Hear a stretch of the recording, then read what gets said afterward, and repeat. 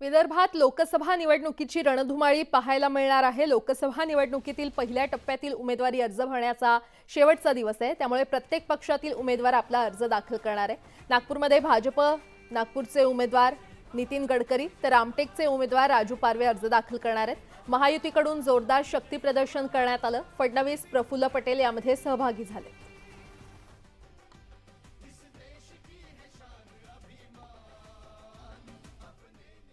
गडकरी साहेब हे केवळ नागपूरचे नेते नाही आहेत, ते राष्ट्रीय नेते आहेत आणि राष्ट्रीय नेत्याचा सन्मान कसा झाला पाहिजे, तो रेकॉर्ड ब्रेक सन्मान झाला पाहिजे।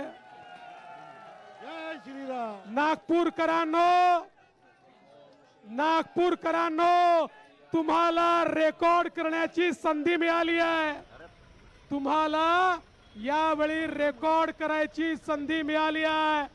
यावेळी नितीनजींचा विजय हा अभूतपूर्व असेल आणि एक रेकॉर्ड आम्ही या ठिकाणी तयार करू।